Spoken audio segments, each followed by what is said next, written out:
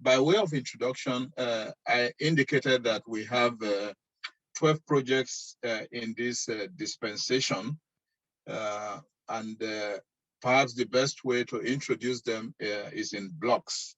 I introduced the project advisors, Damaris Pasita, Jehu Hansils, Wenda Ntaragwe, and Henrietta Yamjo. The structure is that each of these project advisors is advising 3 projects. And what I would do is not to introduce the project titles. They would do that when they present and introduce themselves.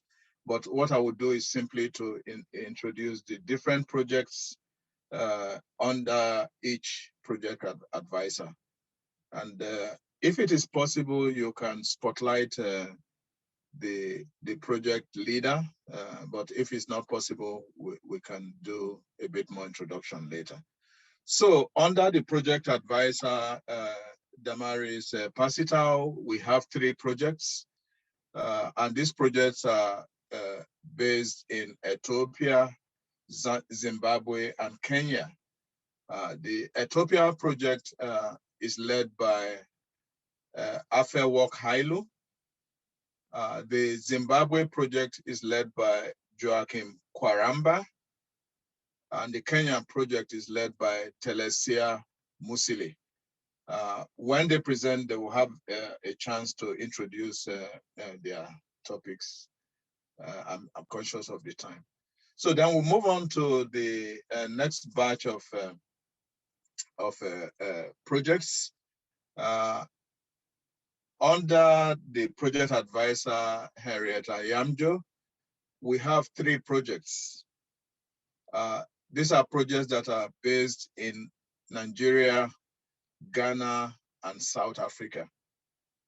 The Nigerian project is led by Akimayowa Aki Otiko. The Ghana project is led by Felicity Apaah.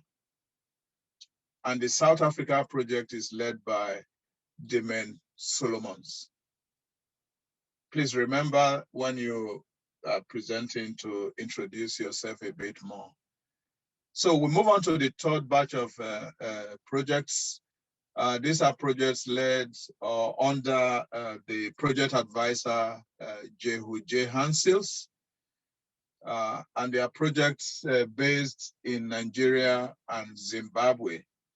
The first project under this rubric is led by Benson, Ohihon, Igboin.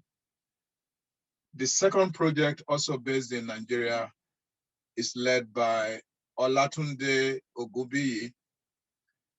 And the 3rd project is led by, based in Zimbabwe, is led by Fortune Sibanda.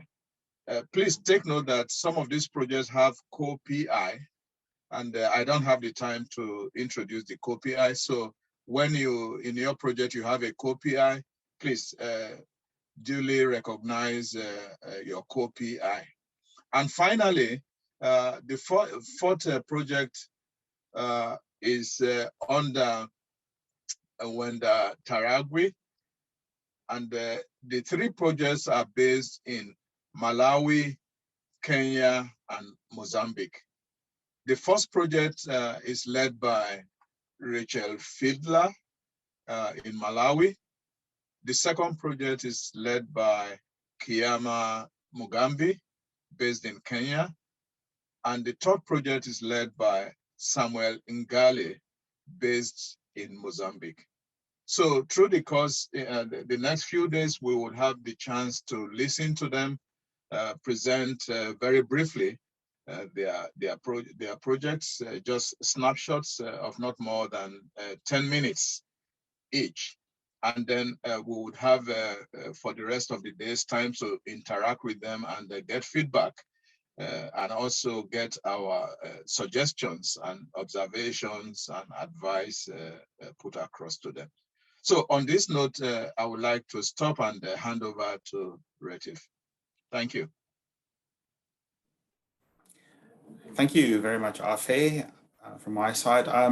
So now we're going to go ahead and we're going to go to those presentations of these projects. We've got what 1, 2, 3, 4 projects that we're introducing today, and please just keep your presentation to 10 minutes. If you go over 10 minutes, I may be forced to cut you off quite rudely, so please don't do that. The first up for presentation is Benson Igboin. Benson, please go ahead. It's your turn. You're muted at this point, so just unmute and then go right ahead. Yeah, good evening, everyone. Let me quickly share this. Yeah.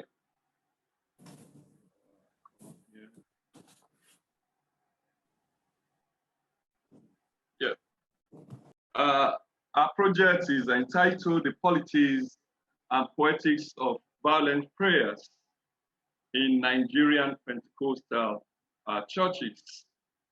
The team members are Abimbola Adelaku, as we have there. She is the University of Texas.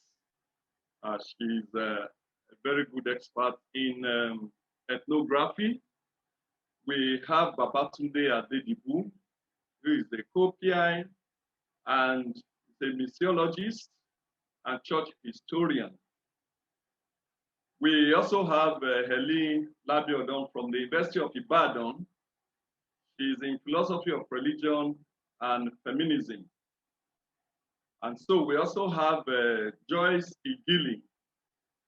She is in legislative theater and performance, just as Abimbola Adelaku, who is also in performance and theater.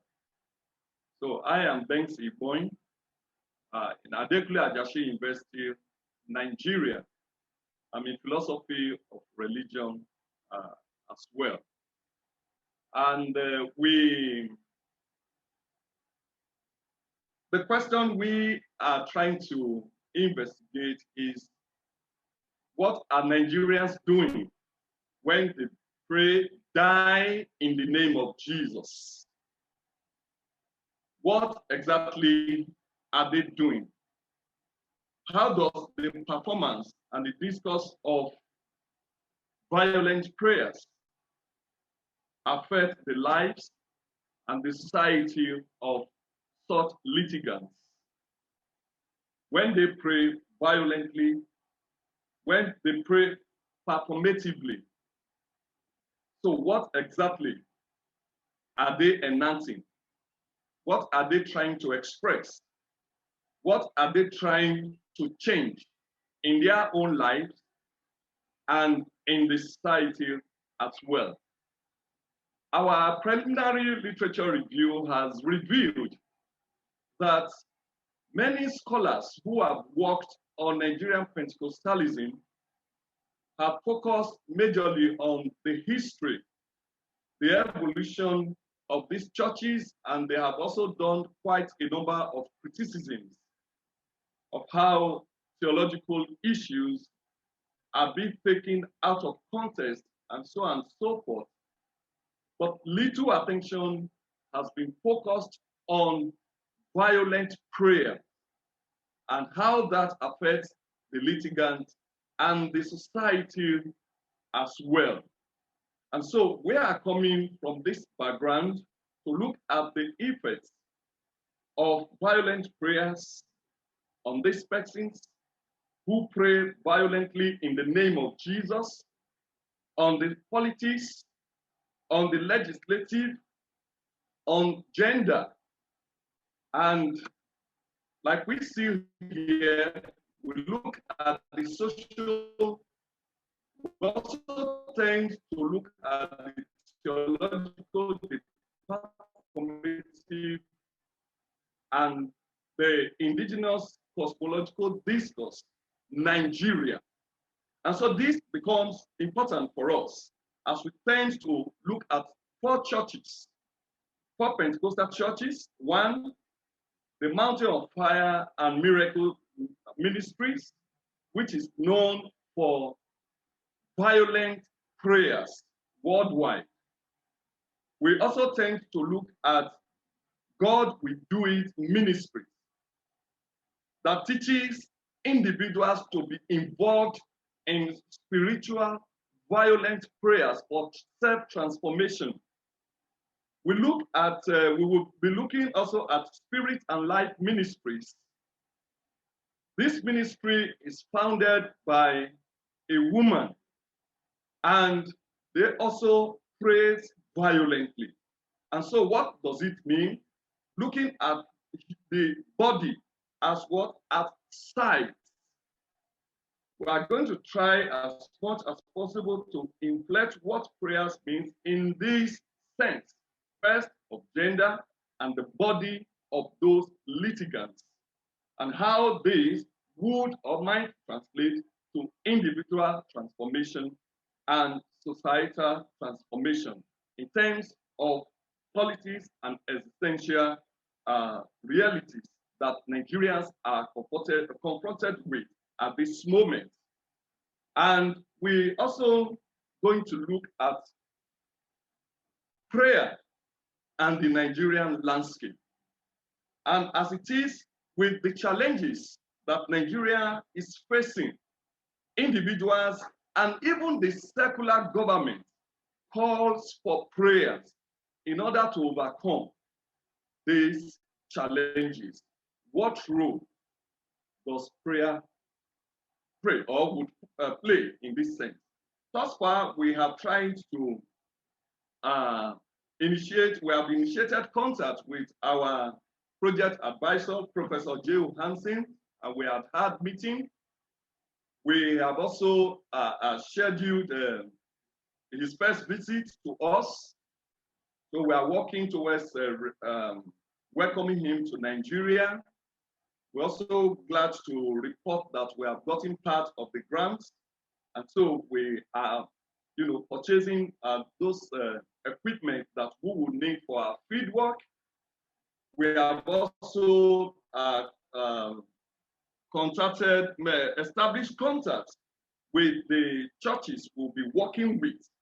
And so we are finalizing one or two things before the commitment of field work. And so we are also setting up our administrative hub to coordinate what we'll be doing in the next 3 years.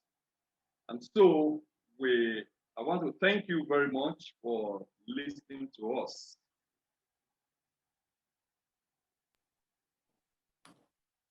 Well, thank you very much, Benson, for that introduction and for keeping so nicely within the time frame of what we can do here.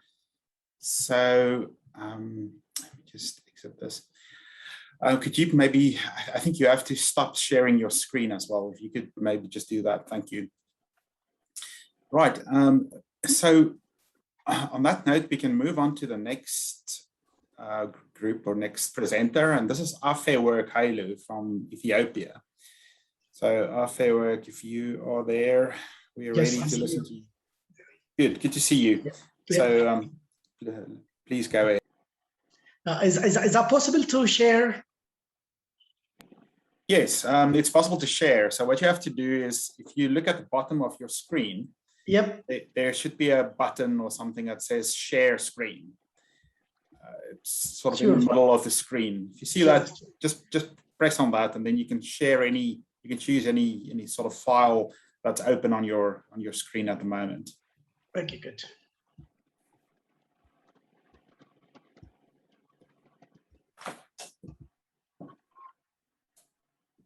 Is that okay now? Yep, that looks good. I think we can all see it. Yeah, thank you. Yeah, thank you, Ratif, for giving me the opportunity of introducing the research. And as you see, the title of the research is Mahabar, a study on Ethiopian Orthodox Christian fellowship and reconciliation. And here are my research team members. I'm Afework. I studied theology and history. Dr. Sattargo Kannau studied anthropology.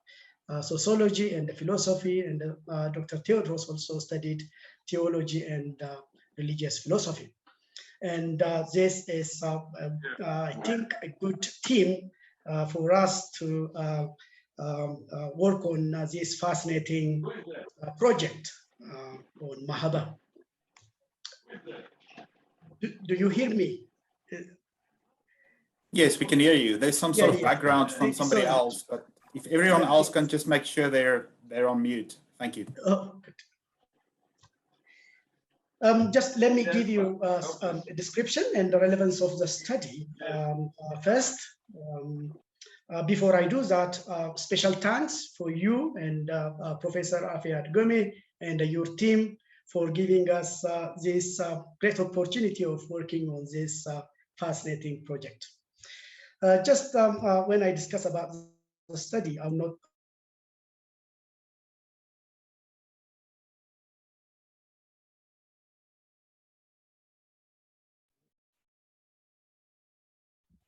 the internet of the speaker was frozen.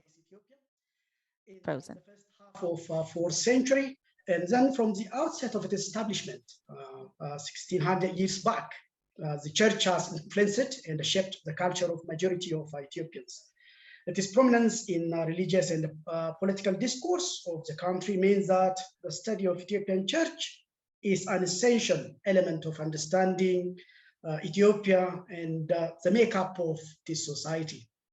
It is also true that within the church, we find ancient institutions that furnished fellowship and tradition of reconciliation agents in a society often affected by wars and in national level, and also recurrent conflict in violent community level. The church established a long-standing and rock-hard tradition of fellowship among its members that led to engage in peacemaking process. I will not discuss about this engagement in national level as an institution, and also this place in individual level. But I would concern about the Mahaba or association. Being aware of the fact that various dynamic religious and social fields of conflict resolution of the church are much more complex than I am now presenting here, we want to circumscribe our study mainly to that of communal peacemaking sphere, more particularly to the role of the religious fellowship or association known as Mahaba in Ethiopian language, and how it can create cohesion among the members of the church, and more importantly, the spirit of reconciliation it presents. Thus, the main objective of this research project is to examine the nature of spiritual association or fellowship and its role in forging peace and reconciliation. Our preliminary reflection so far reveals that there seems little or no academic effort to highlight the function of Mahaba in conflict resolution. And we also noted so far that there has been little or no focus on what this religious institution contributes as a mechanism of managing and settling conflicts. Mahaba offers a very important practice in a community level that created its own religio-cultural space. As the church is microcosm of the universe, we understand that Mahaba represents the sacred space of the church in the social world. The rich and the poor, the powerful and the ordinary citizens, everyone is equal in Mahaba. A historical note captures an incident when Emperor Menelik, one of the great kings of Ethiopia, who led a battle against Italian colonization and won, appealed to his Mahaba so that he could get judgment. When the emperor was a member of a Mahaba, just a layman or laywoman association, he was a member of that, one of his co-drinkers or communal member offended him. So he put forth that man into the midst of the public assembly, saying, I quote, "Judge this case for me. This man being my co-banqueter and servant, I raised to office and honored, yet entering into my government and throne, he has wronged me. You therefore must judge between us. End of quote. This incident shows that a person who holds a powerful position in society, not accepting a king, could risk a dismissal from Mahada fellowship if he or she fails to live by its precepts, the precepts of Mahada. The Mahada, therefore, is a sphere of communitas where people would enter into the world of statuslessness.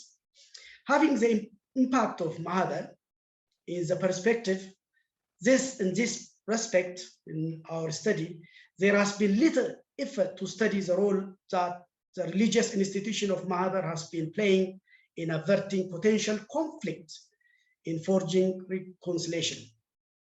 We thus strongly believe that this study will definitely fill a gap by highlighting a convergence point between Mahada and reconciliation.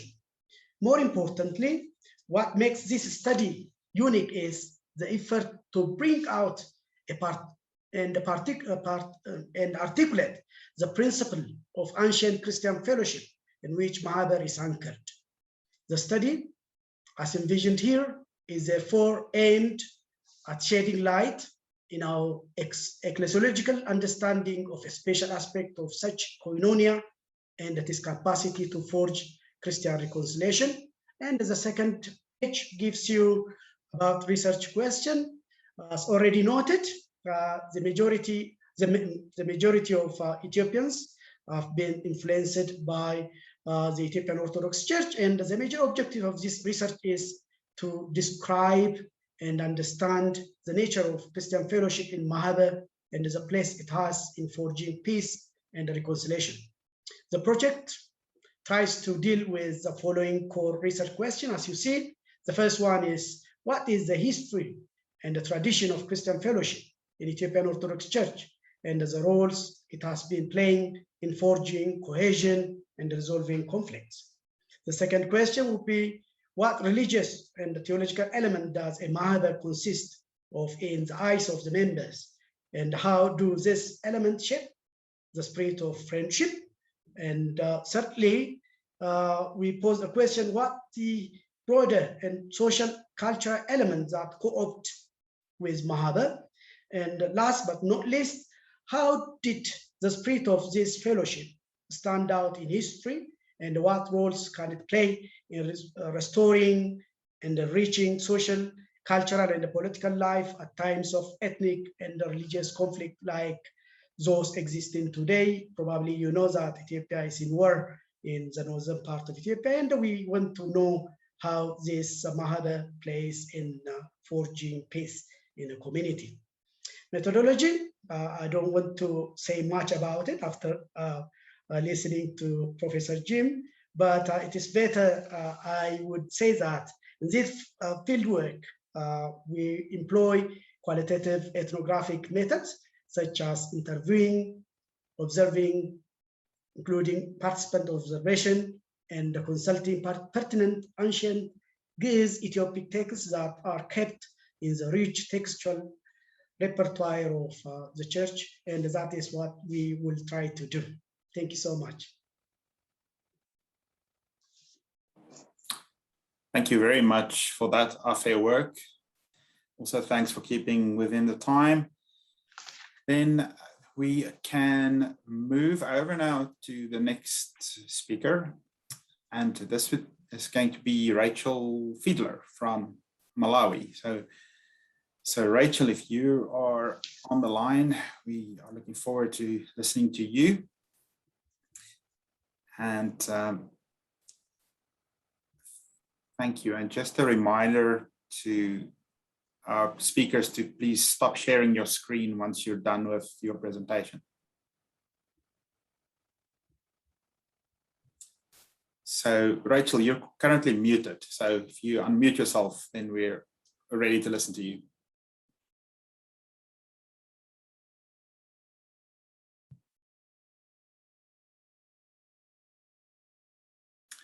So on your somewhere on your screen, on your picture there, you should see a button that's currently sort of red and locked down. So if you just click on that red little mute button in the left-hand corner, you'll be able to speak.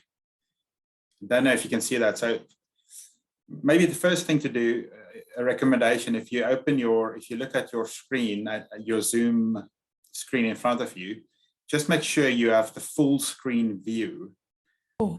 Yeah, there you go. Sorry about We that, can hear you. Fantastic, thank you. Okay. Be good to listen. Yeah. First of all, I would like to say thank you for the NEGO Institute for awarding us this prestigious grant to do research here in Malawi.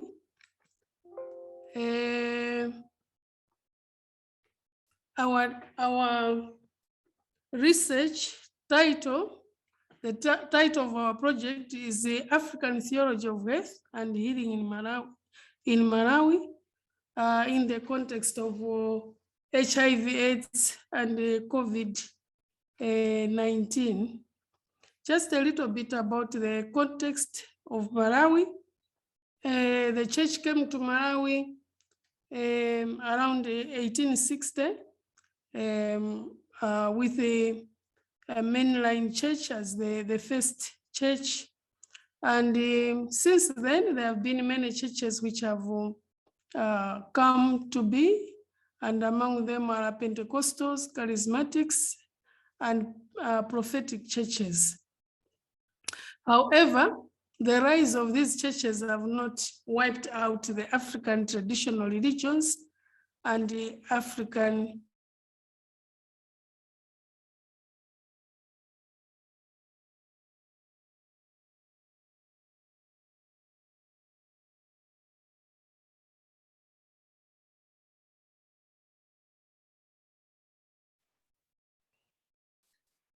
The speaker is muted. Her internet is down.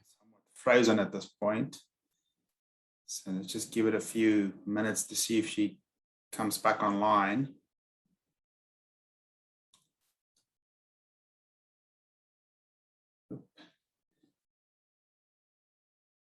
Yeah, I think Rachel, her connection probably dropped out or something. So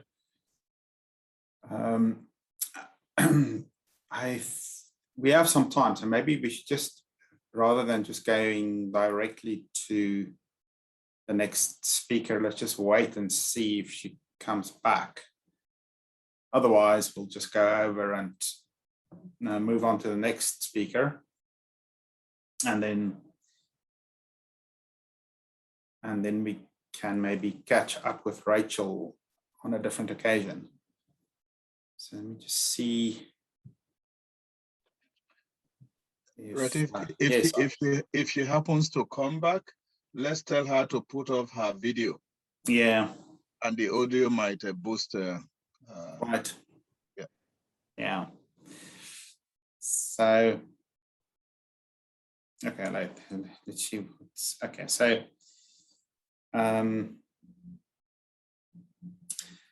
in the meantime, maybe, yeah, I think this is a good idea. NyaGondwe is suggesting that maybe we can do the poll in the meantime while we're waiting. What do you think about that?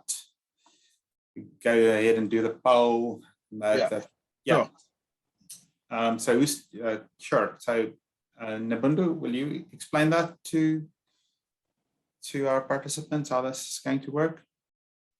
Hi, good afternoon, everyone. So basically how this works is you're going to see a page pop up on your screen, and we would like you to take a few minutes or seconds to please answer the following 3 questions. And once I receive all the responses, then I'm going to go ahead and end the poll. Thank you.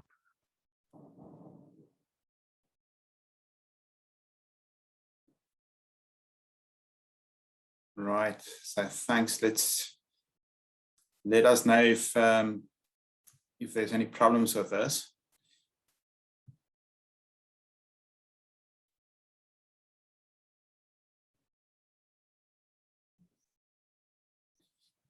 So if you're receiving the poll, please fill it out and submit it.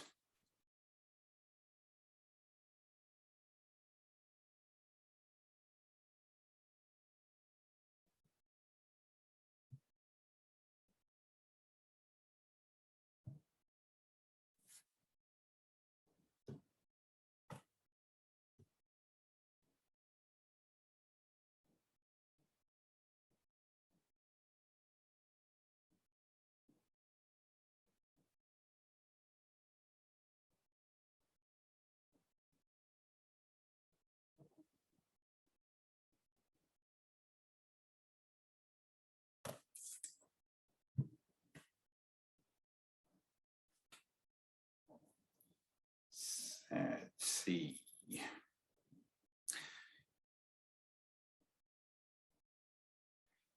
Yeah, so in the meantime, I think we move on to the next presentation. I'm not sure, we hope that Rachel would be able to rejoin, but let's not waste time. And so Felicity Apaah from Ghana, are you around? Yes. Yeah, right here. Yeah, so why don't you go ahead, and we're ready to listen to you. Okay. So greetings from Accra. Grateful for the opportunity to present our project. We are looking at exploring semiotic dimensions and symbolic expressions of indigenous spiritualities and values. And the symbols you find on top of the slide gives a window into the kind of symbolic expressions and images that we'll be looking into for indigenous spiritualities and values. I'm working with a very strong team. It's a very interdisciplinary team. And so on board is Ngozi Emeka, who is a linguist. I have Rudolph Gazy, who is into indigenous knowledge systems and their contributions to Christianity. There is Jesse Kubara Manuel, who is into disability studies, and I'm also into Christian theology, particularly with much interest in indigenous knowledge systems in the intersection of Christian theology and mission in world Christianity. And now to our project. So religion is a semiotic phenomenon par excellence, and without all these signs and signification processes, Jensen says that there could be nothing, or what we refer to as religion. But over the years, Sapon, who is a Ghanaian cultural anthropologist, has done so much work in the African religious landscape, and he affirms the position that one cannot think of African religious life without the external, such as the gestures and symbols, signs, and all that depicting our innermost reality. And over the years, there has been the modulation of African semiotics into the Christian landscape. And this is quite interesting and intriguing to us because these indigenous symbols hitherto were referred to by Christians as demonic. But over the years, we realized that these indigenous symbols that have found their way into the Christian landscape offer the indigenous Christian landscape very distinctive expressions that serve as sources of spirituality's value in African Christian theology. And as we went through our preliminary literature review, we realized that even though so much is happening in this area and there are complexities of religious semiotics and their role as systems of meanings within religious communities, it's surprising that the area remains largely unexplored. And it is against this backdrop that this group seeks to anchor theological reflections on semiotics using varying instruments. And we are going in for linguistic gestures, proverbs, signs, sounds, and symbols. And as we engage with the why, the how, and the what that is ongoing on the field, our main objective is to explore what can be learned about religion and theology from semiotics and vice versa, as well as what new approaches semiotics could also offer to theological education. And we also seek to examine how semiotics are appropriated within African Christianity and how ritual language encoded in traditional philosophies and symbols could shape Christian ritual language and religious experiences. Because of our interdisciplinary area and in order to do a very comprehensive study, Ngozi sends us to the Igbo land where we find signs and sounds which are indigenous Igbo semiotics, finding their way into the Igbo Christian landscape. And so she brings on board what is ongoing in the Igbo Christian churches as she engages with how these signs are being used by the Christian churches, the meanings they convey and represent. Rudolph also engages on this same subject, but particularly focusing on Proverbs, which is a more verbal kind of semiotics. And he engages with sermons, prayers, songs, as he tries to explain or understand how Proverbs become an important instrument in the contextualization efforts of Christianity in Africa. And so Jessie zooms into disability studies, seeking for responses from some churches in Nigeria. And she seeks to explore the extent to which African semiotic expressions are appropriated to communicate either inclusion or exclusion of disability issues in some of these selected churches in Nigeria. And I also come on board with Ejinkra symbols, which are both secular and religious symbols conveying secular and religious spiritualities in our Ghanaian context that have also made inroads into both the mainline churches, our Pentecostal and charismatic churches. We seek to locate these indigenous spiritualities and values within the Christian experience in Ghana.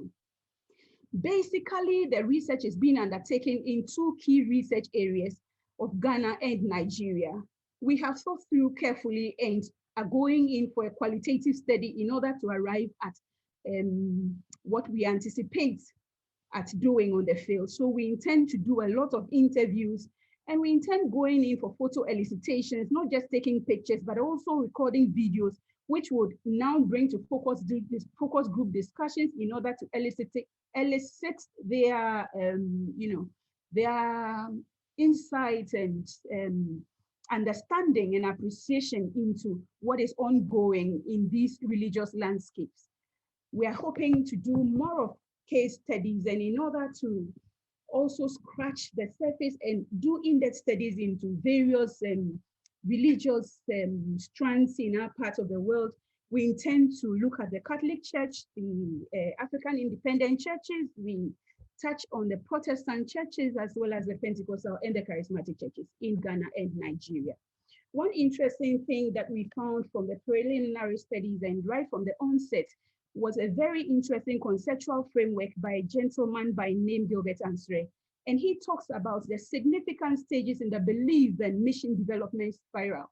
And so he indicates that there are several stages of that spiral when we look at people's belief and mission development. And so we want to now test this particular conceptual framework on the field to see how the semiotics play out in the lived experiences of people at each of the stages of the development of Christians. We must say that it's been a very great opportunity for us to be on board. We are very much open after discussing with our PA. We are very much open to the surprises on the field. And we also hope to gather the gems of research as we journey along. So thank you very much. In Ghana, we'll say Medasi. Thank you once again. Thank you very much, Felicity, for that introduction. These are all very fascinating projects, and I'm just sorry that we couldn't listen to Rachel any further. I don't know, we know she's in Malawi, but presumably there's some sort of power outage or something like that. So hopefully we'll hear from her. Oh, there she is, she's come back. Rachel, could you unmute yourself and then we're keen to listen to you. How far did you, when did you lose me? I would say about 5 minutes into your presentation. Oh, so. Yeah, please go. You can start again. Start again. Okay. Yeah. And maybe, if the internet is not so strong on your side, yeah, maybe just switch off your video while you're speaking, and then, that might help. Yeah, but let me start now because I don't know where the icon is. Let me see Okay, what I sure. can. Just go ahead. Yeah, so the title of our project, I think I mentioned that. And I did the context, I think, Malawi context, that there is the HIV/AIDS came to Malawi in 1985, and we belong to a region which is mostly hit by the virus. And then COVID-19 spread to Malawi in March 2020 with the first death as that of an Indian woman. And currently, average of 23 people die in a day due to COVID-19. And our problem is that we have weakened health system, and the traditional beliefs, Christian spiritualities have always been a problem in dealing with these viruses. And as such, there's been a resistance to assessing scientific approaches to HIV/AIDS. So this is one problem. The other problem is that we have a stigma and isolation of those who are affected by the viruses, and also that the way these viruses are dealt with seem to compromise the Ubuntu philosophy of the Malawian people. And I think this is also shared by Africans on the continent.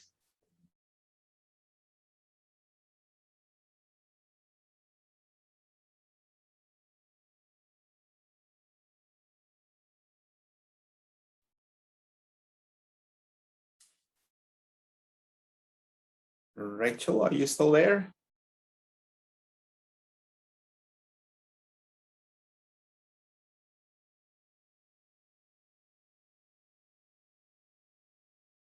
I can still see her icon there, but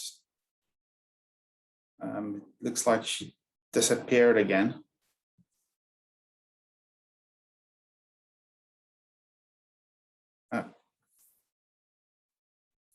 I think she disappeared. Well, hopefully we can get her perspective at some later stage, or otherwise we'll ask her to send it in a recording, and then we can listen to it at our convenience.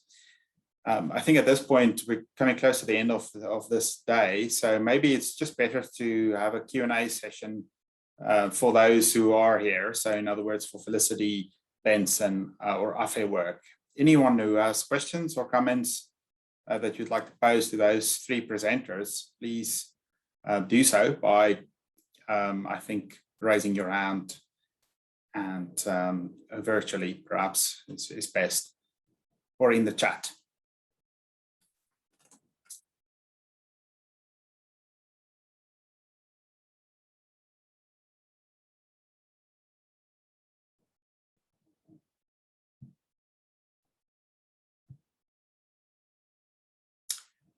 So far, we're getting a lot of congratulatory messages to the presenters. People are saying fantastic presentations to all. Thank you for your presentations. But if there's anyone who wants to ask a question of clarification maybe, or anything else, that might be good at this point. We know that they're still at the beginning of their project, so maybe there won't be that much content yet, or so much questions either. But let's not forgo this opportunity to ask questions if there are any.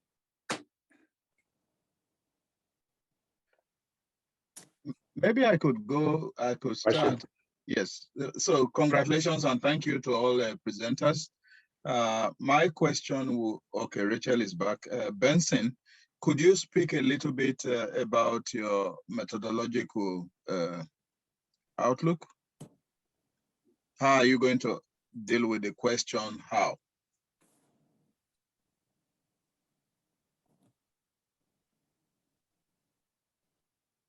All right, Prof.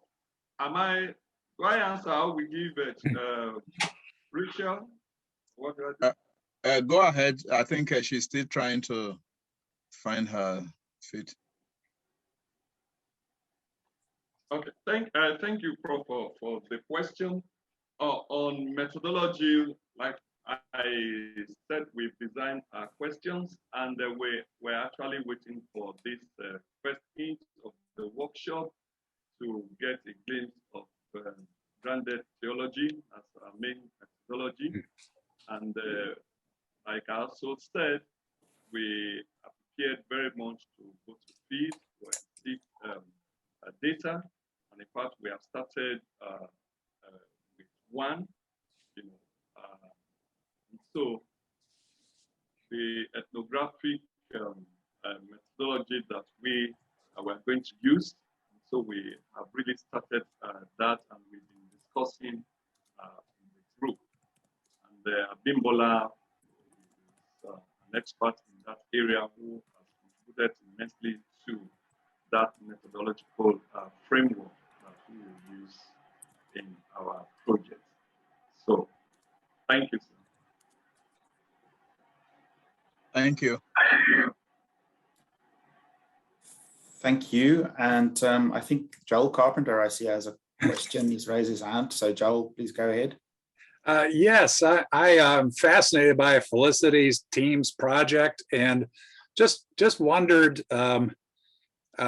what sort of differences in application and method you see in trying to do semiotic work with both text and field work. It seems like a bit of a challenge, isn't it? Yeah, I think we are now going to the field and we are ready for the surprises, I must say. But the interesting part of the whole thing is that the person even dealing with sight and sound is more of a linguist, so it's much easier on us. The gentleman also working on Proverbs is into indigenous knowledge systems in that area. So we are hoping that we can surmount some of these challenges we hope to encounter as we journey along. Thank you. Thank you. So maybe another question for Rachel that might help her respond to things she couldn't say because of the internet cut. Could you speak about your team? Could you share some insight into the backgrounds of your team? You can put off your video if that will help you to boost the audio.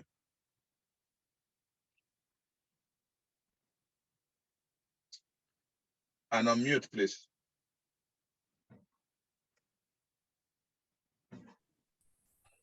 My team is very interdisciplinary. We have a member who is from sciences, is a statistician.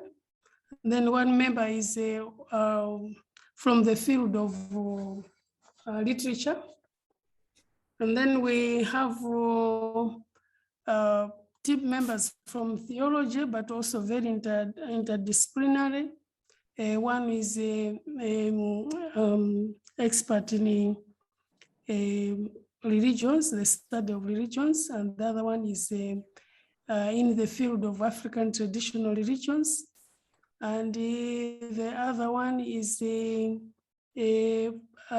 expert in neo-charismatic Christianity. And also for me, I'm coming from the evangelical studies and also gender specifically. Sorry that I'm not well today. I'm a little bit sick, so I'm not very much motivated, but I've tried to come. But I think this is what I can say about my team. And in terms of methodology, we waited for this session to take place so that we can begin to draw our research tools. And after this, we'll begin to do that. And we are really looking at the problem of the interconnectedness between assessing biomedical healing and health approaches, and also the approaches which are there from the spiritual Christian spiritualities, African traditional religions, and also the African worldview. There's a disconnect there. And the main problems, there are some problems. One of them is that the way Africans look at healing and health is different from the Western way of looking at health. For the Africans and Malawians in particular, healing is a holistic issue because sicknesses are supposed to come through are supposed to attack different aspects of a person. So the approaches are also supposed to be holistic, and we are trying to investigate the effect of these Eurocentric approaches on the experiences of people, and especially in how they relate to the Ubuntu philosophy of the Malawian people, and also that somehow our religious curriculum can innovatively include some of the subjects which will deal with these viruses, because it seems these are not the only viruses which will be around, but also there will be some similar ones coming. I think this is what I can say, but in terms of research process, at the moment, we see ourselves as at the stage of literature review, and then we are now going into the stage of developing research tools, and we want, after that, we'll pilot them and go to the fields and then begin to analyze data, write papers for presentation at international conferences as well as local conferences, and then end up with drawing our curriculum. So I think that's what I can say for now. And thank you very much for listening to me. Thank you, Rachel. That was good. We were able to receive that message from you fully. And I hope you feel better soon. I'm sorry to hear that you're not feeling well today. I hope that's not too serious. So thank you then. There are a couple of more questions here in the chat, and let me just read them. The one is to Felicity. It's from Okelo Ogera, who is mentioning the following. You mentioned researching in several ecclesiastical traditions, such as Catholic, Protestant, Pentecostal, among others. Is the study comparative, or what is the focus?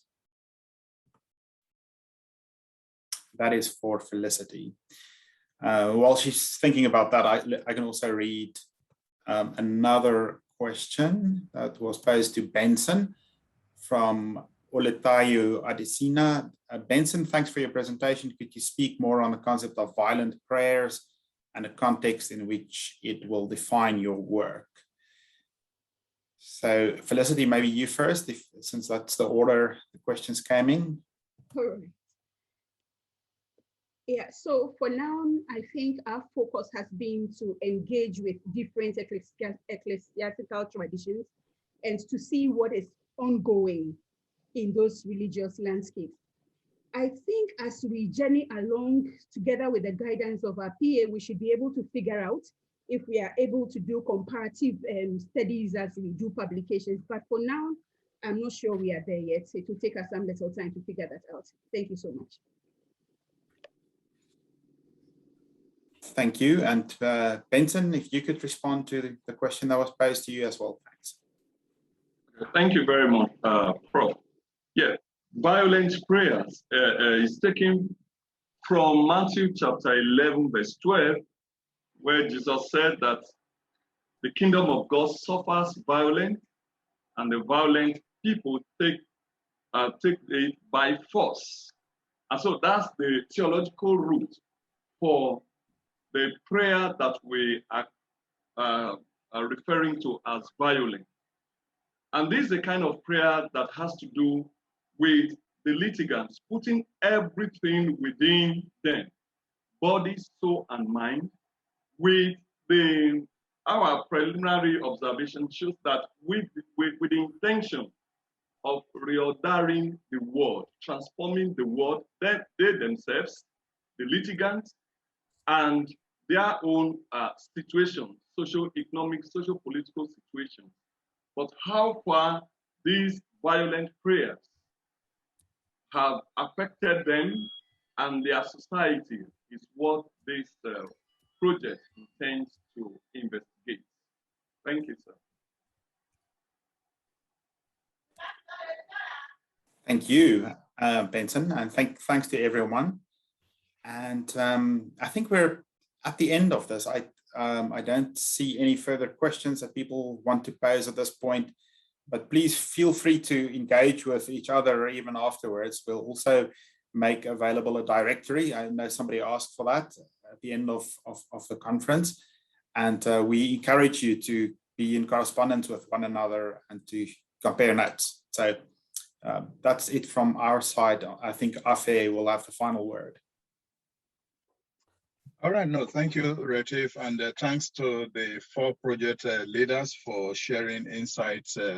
Yeah, this is a very rich work, and we really encourage you within this forum to have conversation with not just your peers, but also the facilitators and others who are here to get insights that might enrich your work as you go along.